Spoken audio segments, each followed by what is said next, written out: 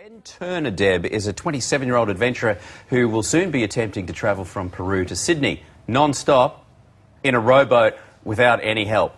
If he pulls it off, he'll be the first Aussie and the youngest person to ever row across the Pacific, and Ben joins us now. Give us a look at your hands, Ben. They're not too bad, actually. Mate, they are very soft.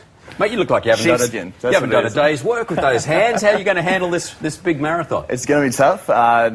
Not going to lie, it's a lot of work ahead of us, and it's a lot of lonely time out at sea as well. Yeah, I'll say 10 months if things go well.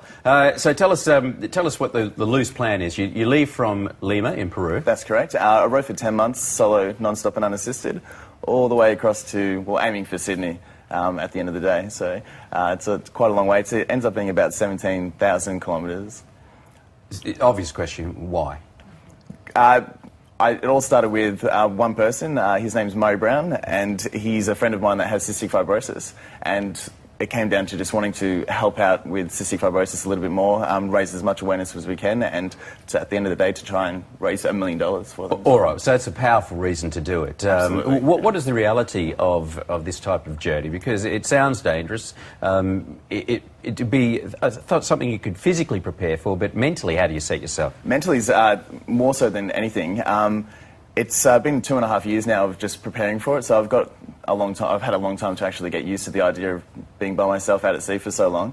But a lot of meditation, taking a lot of iPods, a lot of music, that sort of thing with me, and little things like getting little messages from home as well along the way. Mate, it's not your little dingy sort of rowboat. It's much higher tech than that and bigger. But take us over the dimensions of it. How long? And I hope it's obviously got all the flotation devices. Yep. Well, so that middle section there that you're seeing on screen now, that's the rowing area, the place I'll be spending most of my time out at sea. The inside section of the cabin is about 6 foot long by about 3 foot high. That's where I'll be sleeping as well and spending most of my time during storms. And then I've got another front section, which is where we keep most of the storage. And through the decking of the boat, there's more storage in there as well. And I guess there'll be downtime. Will you have communication through internet and stuff like that? Absolutely. I'll be in contact through Skype and satellite phones and internet as well. So you can follow me on the website and keep track of where I am and how I'm doing. And what is that website? It's benturner.com.au. Okay, so you've got your GPS systems, you've got a water maker in there, so you'll never run out of a fresh supply of water. That's if my water maker survives the trip. If it continues to work, yeah. But, you know, looking at the Pacific Ocean, it's a massive body of water, of course. Anything could happen in terms of shipping traffic, storms, all the isolation things if you get sick out there. Yep, absolutely. That's one of the biggest fears is shipping and also just hitting the coast as well. So once I'm out there, I've got equipment on board that lets other ships know where I am, and I can alert them on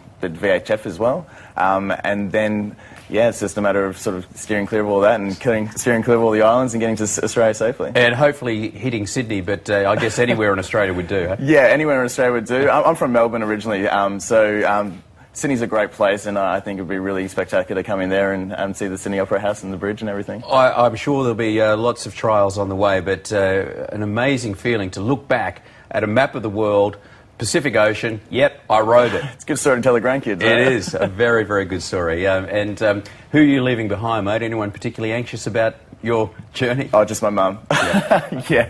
No partners or anything like that, so it's just my family that are doing all the wiring for me. Well, the internet does wonders for all of that, mate. We'll see what your situation is when you hit land. Thank you very much, Ben. Cheers, mate. All right, Ben Turner there, a true adventurer, Deb.